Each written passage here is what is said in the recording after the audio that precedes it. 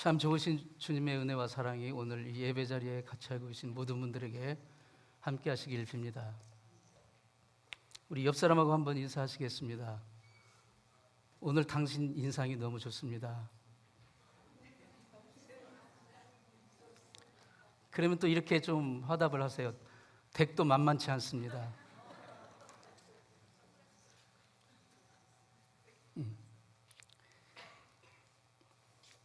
해보다 밝은 여러분의 얼굴을 보니까 너무나도 반갑고 기쁩니다. 오늘 주님의 은총의 손길이 여러분의 마음을 이 예배하는 가운데 만져주시기를 축원합니다. 제가 어렸을 적에 저희 큰 누님이 이제 시집을 가셔서 거기 이제 가셔가지고 거기서 이제 양자업을 해서 누에를 기르는 일을 했어요. 제가 어렸을 때도 기억이 나는데 누님 댁에 가면 그 시골에 이 잠실이라고, 그러니까 서울에 잠실 있잖아요. 잠실이 원래 무슨 곳이냐면 누에 키는 동네라고 해서 잠실인 거예요. 근데 거기 막 그 잠실이 커다랗게 그 비닐하우스 같이 이렇게 여러 채가 있어가지고 그 안에 들어가면 진짜 수천 수만 마리의 그 누에들이 이 뽕잎을 삭삭삭삭 먹는 그 광경이 정말 장관입니다. 근데 이 누에는 입으로 들어가는 게 있고 입에서 나오는 게 있어요. 네. 입으로 들어가는 것은 뽕잎이에요. 그렇죠? 여러분 이 뽕나무 저기 뽕잎 그 누에 그 열매며 가지며 뿌리 이게 다 사람 몸에 그렇게 좋답니다. 그래가지고 그걸 막 가루로 만들어 가지고 약을 해먹잖아요. 그래서 버릴 게 하나도 없어요. 이 뽕나무는. 근데 그 좋은 뽕잎을 누에는 하루 종일 먹는 거예요. 하루 종일. 그게 이제 이 입에서 실이 나올 때까지 계속 먹는 거예요.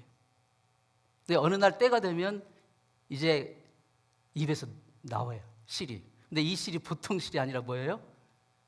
명주실, 비단실인 거예요. 그러니까 저게 그렇게 비싸고 대단한 겁니다. 누에의 일생이 참 신기해요. 자기 입에서 나오는 것으로 집을 짓고요. 이 고치집이라고 그 집을 짓고, 그리고 자기가 그 속으로 들어가요. 자기 입에서 나오는 것으로 집을 짓고 그 속에 들어가서 거기서 이제 살다가 나방이 되어서 거기서 나오는 거죠. 그리고 이제 나비가 되는 거죠. 그러니까 입으로 들어가는 게 있고 입에서 나오는 것이 있어요. 입으로 들어가는 것이 그의 일생을 결정하는 게 아니라 입에서 나오는 것이 그의 일생을 결정하는 거예요. 사람도 똑같아요. 사람도 입으로 들어가는 게 있고 입에서 나오는 게 있습니다. 성경을 보면 입에서 나오는 게 그의 인생의 진로를 결정한다고 말합니다. 어렸을 적에 시장 바닥에서 막 시래기 같은 거 주워 먹고 꽁보리밥 먹어도 커서 잘 되는 사람이 있는가 하면, 어렸을 때 좋은 거 컸어도 커서 정말 불행한, 정말 더럽고 추한 것을 막 입에서 내뱉는 그런 불행한 인생을 사는 사람들이 있어요. 들어가는 게 결정하는 게 아닙니다. 나오는 게 그의 인생의 길을 형성해 가는 거예요. 오늘 본문 20절 말씀은 사람은 입에서 나오는 열매로 인하여 배가 부르게 되나니, 이게 무슨 말씀입니까? 핵심 단어는 잎과 열매예요. 잎과 열매. 우리 인생에서 잎과 열매는 직접 연결이 되는 거예요. 내가 느끼는 만족과 불만 이런 것들이 내 입에서 나오는 열매와 연관이 된다는 거예요. 내 입에서 나오는 말이 그게 내 인생의 열매가 되는 거예요. 그 열매로 내가 정말 복된 삶을 살기도 하고 그 열매로 내가 쓰디쓴 불행한 삶을 살기도 해요. 그래서 본문 21절 말씀에 죽고 사는 것이 혀의 권세에 달렸대요. 죽고 사는 것이 혀의 권세에 달렸고 그 혀를 쓰기 좋아하는 자는, 그 혀를 잘 쓰는 자는 그 열매를 먹게 된다는 거예요. 이 부분을 베드로 사도도 같은 맥락으로 묵상을 했습니다. 베드로전서 3장 10절 보면 생명을 사랑하고 좋은 날 보기 원하는 자는 혀를 금하여 말을 그치며, 악한 말을 그치며. 우리가 우리가 인생에 정말 복된 삶, 정말 좋은 날 보기를 소망한다면 이 입술에서 나오는 것, 그게 결정적이라는 거예요. 이 입에서 나오는 말이, 혀에서 나오는 말이 그의 인생의 앞길을 형성해 간다고 하니까 이 혀가 얼마나 중요하고 이 혀의 권세가 얼마나 대단합니까? 혀는 뼈가 없지만 뼈를 녹일 수 있는 게 혀랍니다. 하나님이 사람을 창조하실 때 하나님의 형상으로 창조하시고 다른 만물과 구별되는 몇 가지 특권을 주셨어요. 특권을, 프리빌리지. 그 특권 중에 하나가 바로 말의 권세예요. 혀의 권세를 주셨어요. 하나님이 첫사람 아담을 에덴 동산에 주시고 그에게 처음으로 맡기신 일이 뭐였어요? 기억나세요? 네? 그렇습니다. 아담이 만나는 모든 생물들에게 다가가서 아담이 부르는 대로 그의 이름이 되었어요. 그러니까 그게 대단한 혀의 권세를 가진 거예요. 대단한 혀의 권세를 하나님이 주신 거예요. 이 혀의 권세는 아담이 타락하기 이전부터 하나님이 우리에게 주신, 인간에게 주신 놀라운 특권이고 권세입니다. 그런데 아담과 하와가 타락한 뒤에 제일 먼저 영향을 받은 게 뭘까요? 바로 이 혀입니다. 바로 혀가 제일 먼저 타락을 해요. 타락하기 전에는 이 혀의 권세로 모든 생물의 이름을 지어줄 정도로 엄청난 창조적인 능력을 발휘했고, 그리고 그 부인 하와를 향해서는 이는데 뭐라고 했어요? 뼈 중에 뼈요, 살 중에 살이라. 그게 아담이 지은, 인류가 지은 최초의 시입니다. 사랑의 시. 내 뼈 중에 뼈요, 살 중에 살이라. 한번 옆에 부부가 앉아 있으면 한번 고백을 해보세요. 뼈 중에 뼈요, 살 중에 살이라. 그러니까 타락하기 전에는 이 하나님이 주신 혀의 권세를 가지고 창조적인 능력과 그리고 놀라운 사랑의 능력을 발휘를 한 거예요. 그런데 이 사람이 타락하자 이 혀가 제일 먼저 타락을 합니다. 하나님이 아담에게 물으셨어요. 네가 어찌하여 계명을 어기고 이 선악과를 따먹었느냐? 그러자 아담이 뭐라고 대답합니까? 당신이 나에게 준 저 여자 때문이라고 그렇게 말하는 거예요. 또 하나님이 하와에게는 너는 어째서 그랬느냐? 뱀이, 사탄이 저를 꼬셨어요. 혀의 아름다운 창조적인 능력과 그리고 사랑의 능력은 다 어디로 가버리고 타락하니까 책임전가의 소리, 불평불만의 소리, 저주의 소리, 이것만 남아있어요.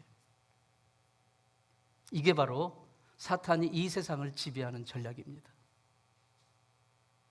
여러분이 하루 종일 사용하는 언어를 잘 보세요. 그것은 그냥 우연한 게 아닙니다. 여러분의 마음 속에서 나오는 거고 결국은 여러분의 인생에서 나오는 거예요. 그것이 여러분의 삶을 형성해 가는 거예요.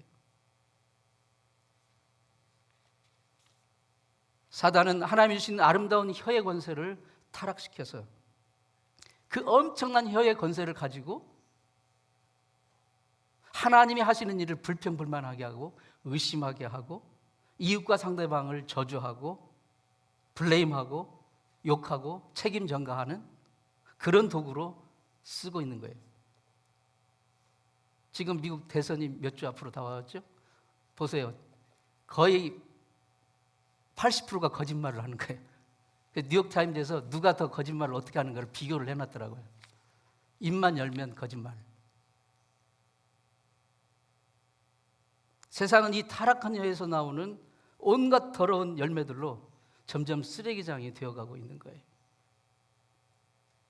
이 타락한 혀로 더럽혀진 세상에서 하나님의 부름받은 하나님의 자녀, 하나님의 형상을 가진 하나님의 자녀는 그 혀로 어떤 말을 해야 되겠습니까? 성도의 혀에서는 불신앙의 말이 아니라 신앙의 말이 나와야 합니다.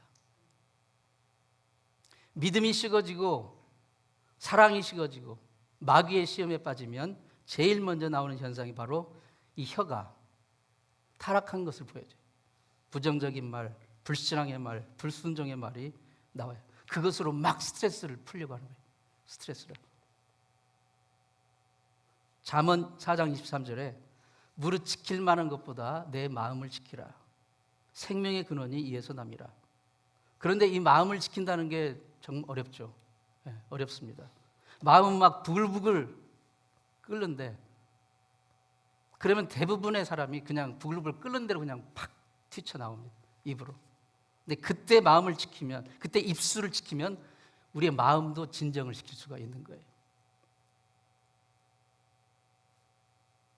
그래서 우리는 우선적으로 무릇 지킬 만한 것보다 내 입을 지켜라. 그것부터 실천을 해야 됩니다. 이스라엘 백성들은 출애굽을 해서 가데스 광야를 거쳐 호르산으로 이렇게 도착을 했어요. 거기까지 오는 동안 광야 길이니까 얼마나 힘들어요. 먹는 거, 마시는 거 이게 정말 얼마나 불편하고 힘듭니까? 백성이 금방 불평을 합니다. 애굽에서 먹던 부추가 그립다. 고기가 생각난다. 한두 사람이 이렇게 궁시렁궁시렁 불평하기 시작하면요, 금방 불평은 누룩처럼 퍼져. 감기하고 이 불평은 별로 애를 쓰지 않아도 아주 잘 퍼지는 습성이 있어요. 전염성이 강해요. 여러분, 여름철에 논에 개구리들이 한 마리가 이렇게 개굴개굴 울기 시작하면 막 논에 있는 온 개구들이 다 같이 합창을 하잖아요. 막 개굴. 사람이 그때 이스라엘 백성들이 출애굽을 했을 때 한 2.5 밀리언, 한 250만 정도 돼요. 한두 사람이 이게 궁시렁궁시렁 시작하게 되면요, 금방 해가지고 만약에 개구리가 온 논에서 합창을 하듯 250만이 전부 다 불평을 하기 시작한다면 그 개굴개굴 하는 소리가 얼마나 정말 처참했겠어요. 끔찍하지 않습니까? 하나님은 애굽에서 종살이로 신음하던 이스라엘을 불쌍히 여기사 애굽에 10가지 재앙을 내리시고 홍해를 가르시고 정말 하나님의 기적으로 그들을 구원해 주셨지만 이스라엘 백성은 그 은혜를 금세 까먹고 이 불평의 합창단에 기꺼이 동참을 하는 거예요. 하나님이 먹여주시고 입혀주시고 반석을 터뜨려서 샘물을 주시고 병도 걸리지 않게 해주시고 옷도 신발도 닳지 않게 해주시고 그렇게 지켜주실 것만 그들은 끊임없이 불편한 것 가지고 지금 내게 없는 것 가지고 그렇게 불평하는 거예요.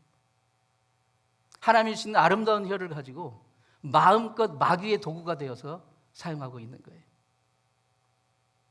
그들은 자기 손으로 이렇게 그 애굽의 종살에서 나올 수 있는 그런 한 게 뭐가 있습니까? 아무것도 없어요. 그들은 입만 가지고 나온 거예요. 입만 가지고. 찬송가 23장에 만입이 내게 있으면 그 입 다 가지고 내 구주 주신 은혜를 찬송하겠네. 그렇죠?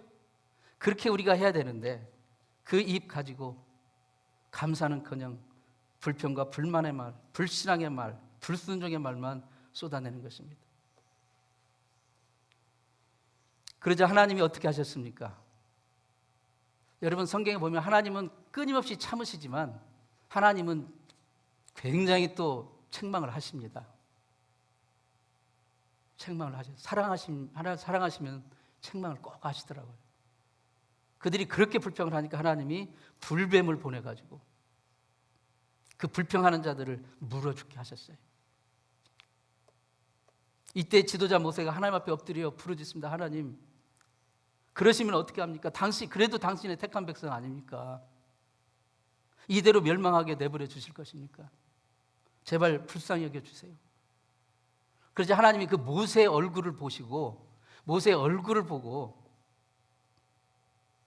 그들을 살려주시는데 장대에다가 놋뱀을 만들어서 이제 매달게 하셨어요. 그리고 그것을 바라보는 자마다 다 불뱀에 물려 죽어가는 그들의 병이 고쳐지고 살게 되는 역사가 일어났어요. 그래서 지금 세상의 모든 병원의 로고, 병원의 심볼은 다 이 모세가 들었던 장대에 걸렸던 노뱀을 다 그리고 있어요. 어떤 병원이든지 어떤 나라든지 세상의 모든 병원은 바로 이 장대에 걸린 노뱀, 이걸 보면 사는 거예요. 여기서 치유의 역사가 일어나는 거예요. 저걸 볼 때 불평했던 하나님이 주신 아름다운 그 혀의 권세를, 하나님을 대적하고 원망하고 불평했던, 그래서 죽음의 사망의 형벌을 받았던 그들을 살려주시는 하나님의 자비의 모습이 나와 있는 거예요. 하나님께서 그렇게 살려주시자 이스라엘 백성이 가슴을 쓸어내면서 후유 안도의 한숨을 쉬었습니다. 그 순간만큼 백성의 입에서 잠시 불평이, 불만의 소리가 멈췄습니다. 그런데 사람이 참 간사하죠. 그런 화장실 들어갈 때 마음과 나올 때 마음이 다른 거예요. 이 불뱀 사건, 장대 노뱀 사건이 있은 뒤에 얼마 되지 않아 또다시 불평의 합창을 시작합니다. 광야 생활이 힘들다고 막말, 거친 말을 거침없이, 주저없이 쏟아내는 거예요. 애굽에서 괜히 나왔다. 그래도 애굽 종살이 할 때가 편했다. 애굽으로 돌아갈 수 없다면 차라리 여기서 죽는 게 낫겠다. 정말 이런 소리, 모세와 하나님의 가슴에 못을 박는 그런 막말을 해댑니다. 그런데 정말 그들은 그들의 말대로, 그의 혀가 말한 대로 됐어요. 그러죠? 하나님도 우리 혀가 내뱉는 말대로 해 주십니다. 민수기 14장 28절에 여호와의 말씀에 내 삶을 두고 맹세한다. 하나님은 누구를 맹세할 수가 없으니까 자신의 삶을 두고 맹세하신 거예요. 맹세하는데 너희 말이 내 귀에 들린 대로 내가 너에게 시행하겠다. 너희 혀로 내뱉은 그대로 내가 해주겠다. 너희가 그렇게 애굽으로 돌아가고 있고 차라리 여기서 죽었으면 좋겠다고 했지? 다 그렇게 됐어요. 그래서 우리가 정말 혀에 파수꾼을 세우고 혀를 조심해야 돼요. 내 혀에서 무슨 말이 나오는가가 너무나도 중요합니다. 광야에서 죽고 싶다 불평하던 자들은 하나도 예외 없이 자신의 혀로 내뱉은 그 말 그대로 40년간 광야에서 맴돌다 결국은 다 광야에서 죽었어요. 오직 여호수아와 갈렙 두 사람, 그리고 그 자손들만 하나님의 약속의 땅을 들어가게 되었어요. 모두가 불평불만, 그 혀로 불평불만을 하는 동안에 여호수아와 갈렙만큼은 입술을 굳게 지켰어요. 입술을. 오직 신앙의 고백을 했어요. 여기까지 인도하신 하나님은 앞으로도 우리를 인도하실 것이다. 하나님이 약속하셨지 않냐. 그들은 우리의 밥이다. 우리는 반드시 하나님이 약속하신 대로 거기에 들어갈 수 있을 것이다. 하나님 우리와 함께 하셨고 앞으로도 함께 하실 것이다. 이렇게 고백했던 거예요. 그래서 여호수아와 갈렙은 그 고백 그대로 된 거예요. 고백 그대로 그들은 약속의 땅 가나안을 밟게 된 것입니다. 입술의 고백이 인생의 열매가 되어 그들의 앞길이 전개된 것입니다. 잠언 6장 2절에 내 입의 말로 내가 얽혔으며, 얽혔다 그랬어요. 말이 씨가 된다는 말이 있잖아요. 말이 씨가 된다고. 그 말은 진리입니다. 내가 내뱉은 말로 내가 얽히게 되는 거예요. 여러분이 하루에 그 언어를 잘 보세요. 거기에 얽히게 되어 있습니다. 하나님께 쓰임받은 사람의 특징은 믿음의 언어, 신앙의 언어를 씁니다. 신앙의 언어는 하나님 안에서 긍정적인 말, 격려의 말, 믿음의 말, 창조의 말, 사랑의 말, 생명을 살리는 말을 합니다. 신앙의 말씨를 평소에 열심히 뿌려두면 정말 인생에 있어서 그 열매를 반드시 먹게 될 것입니다. 욥은 동방의 거부요 의인이었습니다. 그런데 사단의 시기와 질투를 받아가지고 하루아침에 정말 기가 막힌 시련과 고통을 당합니다. 사탄은 생각했어요. 욥이 감당하기 힘든 시련을 만나면 그 입술로 하나님을 저주하고 하나님께 등 돌릴 것이다 라는 것을 기대했어요. 사탄은. 그런데 욥은 사단의 기대와는 달리 끝까지 입술을 지켰어요. 아까 여호수아 갈렙처럼 입술을 지켰어요. 욥기 1장 21절에 주신 자도 여호와시요 취하신 자도 여호와시니 여호와의 이름이 찬송을 받을지로다. 욥의 아내는 차라리 당신 그렇게 이렇게 할 바에 차라리 하나님 저주하고 죽어라. 그리고 떠났어요. 그때 욥이 또 고백합니다. 2장 10절에 내가 하나님께 복도 받았은즉 재앙도 받지 않겠느냐. 그 모든 일에 욥이 입술로 범죄치 아니하니라. 입술을 지킨 거예요. 입술을. 왜 속에서는 여기까지 차오르지 않겠어요? 그렇죠? 네. 무슨 로봇도 아니고 얼마나 많은 질문과 얼마나 많은 원망과 괴로움과 삶에 대한 아무런 그 소망도 없는 그게 있었지 않겠습니까? 그런데 끝까지 그는 입술로 범죄치 않았어요. 입술을 끝까지 지켰어요. 왜냐하면 입에서 나오는 순간 그대로 되니까. 형언하기 어려운 그 절망의 순간에도 욥은 그 혀만큼은 굳게 지켰습니다. 내가 다 잃어버려도 내 자식도 죽고 재산도 다 떠나고 아내도 떠나고 나도 죽을 병에 걸렸고 그래도 내 종자 씨앗 같은 내 입술만큼은 결코 잃지 않으리라. 그 혀만큼은 굳게 지켰어요. 사탄은 보기 좋게 실패했습니다. 혀를 굳게 지킨 욥은 나중에 갑절의 복을 받았습니다. 결단하고 그 결단을 실천했어요. 성도는 불신앙의 말, 불순종의 말, 그냥 마음 내키는 대로 그냥 이렇게 퍼붓는 말, 믿음의 말, 생명의 말을 하리라 굳게 결심해야 됩니다. 그게 하나님의 자녀로 이 땅을 살아가는 모습이고 내일을 바라본다면, 내일을 기약한다면, 내일의 소망을 가진다면 입술을 지켜야 됩니다.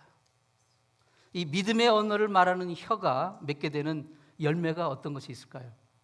첫 번째로 구원의 열매입니다. 구원받는 것도 이 혀의 열매입니다. 로마서 10장 10절에 사람이 마음으로 믿어 의에 이르고 입으로 시인하여 구원에 이르느니라. 구원받는 것, 이 사람의 입으로 진실한 마음으로 고백할 때 그 구원에 이르는, 무슨 구원이 있어 뭐 그까짓 거 이렇게 생각하고 나는 구원받지 못할까요? 있다고 한들 나하고는 소용이 없어. 이렇게 생각하고 그렇게 고백을 한다면 그러한 고백으로 그 삶 속에서는 하나님의 구원을 결코 경험하지 못할 것입니다. 본문 27절은 다시 이렇게 말합니다. 죽고 사는 것이 혀의 권세에 달렸다는 거예요. 우리가 구원받는 것도 믿음으로 예수를 내 구주로 고백하는 것. 죽고 사는 것이 혀의 권세에 달렸는데 그 혀를 잘 쓰면 그 열매를 먹게 된다. 진실한 마음으로 마음에서 우러나는 고백으로 예수님 내 죄를 회개합니다. 예수님이 내 죄를 대신해서 돌아가셨고 내 죄 사하셨음을 믿습니다. 예수님을 내 구주로 믿습니다. 예수님을 나의 주님으로 영접합니다. 이렇게 고백하는 그 고백 위에 하나님의 놀라운 구원의 은혜가 임하는 줄 믿습니다.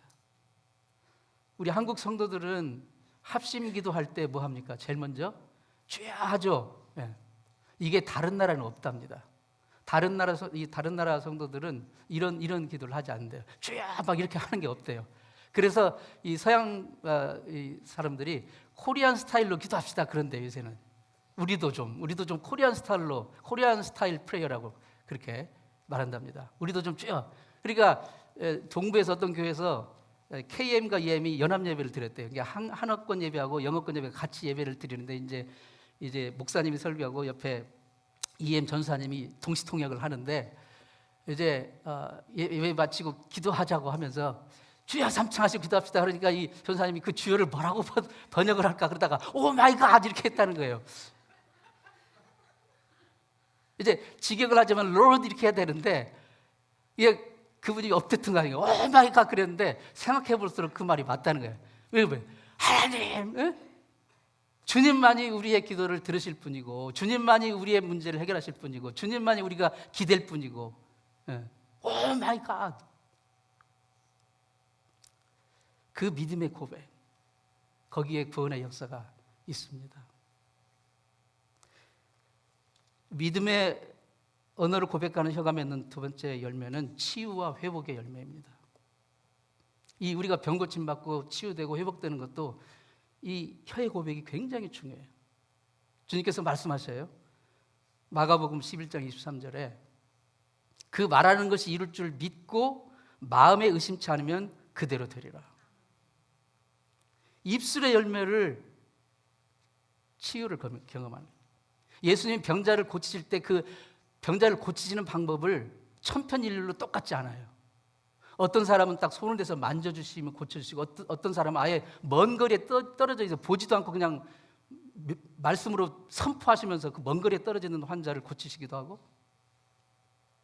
여러 가지 방법으로 하셔요. 근데 어떤 경우에 보면 그 환자를 고칠 때 환자가 딱 앞에 나오면 그 형편을 쫙 아시잖아요. 물어보지 않아도 그가 뭐가 필요한지 아시죠. 그런데 꼭 예수님이 네가 뭘 원하는데? 이렇게 물어보세요. 그래서 본인의 입술로, 본인의 혀로 고백하게 하세요. 그리고 고쳐주시는 경우가 굉장히 많이 있습니다. 예수님이 그의 형편과 그가 원하는 것이 뭔지를 다 아셔요. 그러나 그가 물으셔요. 네 입술로 고백하라고. 우리가 왜 기도를 합니까? 하나님 다 아시는데 우리가 기도할 필요가 뭐가 있어요? 하나님 다 아시는데 우리가 입술로 고백하기 원하세요. 입술로. 믿음의 언어를 고백하기 원하세요. 마가복음 10장 51절 52절 보면 그 소경 바디메오를 만났을 때 이렇게 말씀하셔요. 내가 너에게 무엇을 주기를 원하느냐? 소경이 가르쳐 선생님이요 보기를 원합니다. 보기를 원합니다. 자기 입으로 말하는 거예요. 예수께서 이르시되 가라 너의 믿음이 너를 구원하였느니라. 믿음의 입술로 고백하는 것을 예수님은 믿음으로 보신 거예요. 주님 말씀하십니다. 내 입에서 나온 대로 되리라. 시편 81편 10절에 내 입을 넓게 열라 내가 채우리라. 신구약 전체에 걸쳐서 그러는 하나님의 관점은 우리의 입술로 믿음의 고백을 하는 자에게 치유와 회복으로 채워주십니다. 아무리 우리가 안수를 막 꾹꾹 눌러서 많이 받고 옆에서 그를 위해서 고쳐달라고 기도를 해줘도 본인의 입술로 믿음의 언어를 고백하지 않으면 치유와 회복의 은혜를 입기가 어려운 거예요.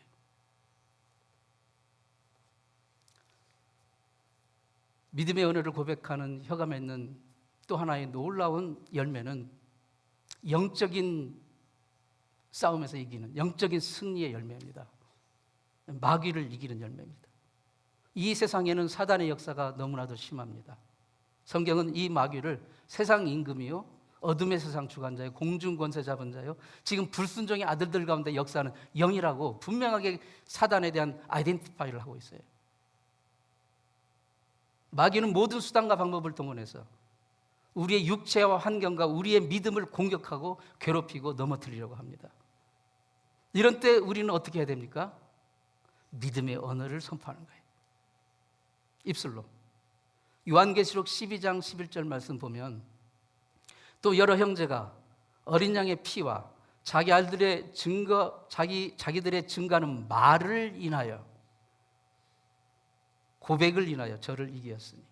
이 구절에서 여러 형제는 세상 모든 예수 그리스도를 믿고 구원받은 하나님의 백성을 말하는 거고, 어린 양의 피는 예수 그리스도의 대속의 보혈을 말하는 거고, 저를 이기었으니에서 저는 바로 마귀를 말하는 거예요.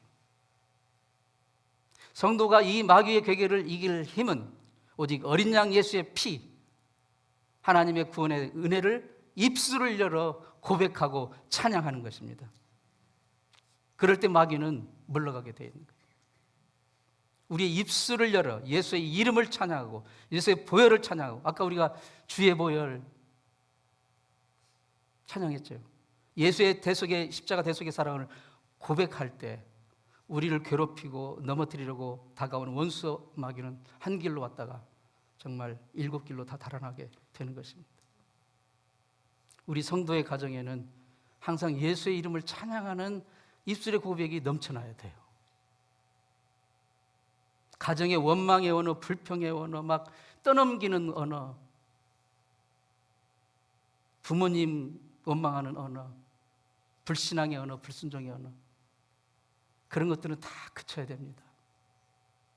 예수 이름을 찬양하고 예수 보혈을 찬양하는 고백이 넘쳐나야 됩니다. 그럴 때 그 가정에서 정말 놀라운 승리의 역사가, 승리의 열매가 맺혀지는 것입니다. 지금껏 살아오면서 여러분의 혀는 어떤 열매를 여러분에게 가져다 주었는지를 깊이 묵상해 보십시오. 우리가 아무리 좋은 옷을 입고 좋은 음식을 먹고 했어도 우리 혀에서 정말 아름다운 생명을 살리는 언어가 나오지 않는다면 그 인생은 결코 복된 인생이 아니에요.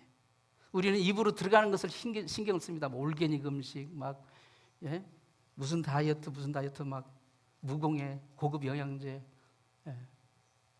신경을 쓰면서 입으로 들어가는 것을 챙겨요. 좋은 것을 골라 먹습니다. 그런데 우리 혀에서 뭐가 나오는지에 대해서는 별로 신경을 안 쓰고 그냥 생각 없이 뱉어버려요. 성경은 경고합니다. 다윗은 시편 141편 3절에서 여호와여 내 입에 파수꾼을 세워주세요. 내 입에 파수꾼을 세워주세요. 내 입술의 문을 지켜주세요. 기도했습니다. 우리도 이 다윗의 심정을 가지고 기도해야 됩니다. 오순절 마가다락방에 성령이 임하시자 가장 먼저 성도의 입술이 변화됐어요. 그래서 새로운 방언을 말하기 시작했잖아요. 새로운 방언과 더불어 성령의 충만함을 받고 예루살렘과 온 유대와 사마리아와 땅 끝까지 이르러 나가서 복음을 전파하기 시작했어요. 그렇습니다. 하나님의 영으로 충만하면 성령을 받게 되면 혀부터 달라지는 거예요. 진실로 하나님을 만난 사람, 성령 충만의 사람은 입술이 복된 사람이에요. 혀가 복된 사람이에요. 하루를 살아도 혀에 복된 열매를 맺으며 사시기 바랍니다. 내 혀로 한 영혼을 살릴 수만 있다면, 내 혀로 한 영혼을 그리스도 앞으로 인도할 수만 있다면 그것은 가장 가치 있고 복된 인생입니다. 사람은 입에서 나오는 열매로 배부르게 되나니. 정말 믿음의 고백, 사랑의 고백, 생명을 살리는 고백, 그 혀를 가지고 구원의 열매, 치유와 회복의 열매, 마귀를 물리치는 승리의 열매가 가득한 그런 풍성한 이번 한 주간 되시기를 축원합니다.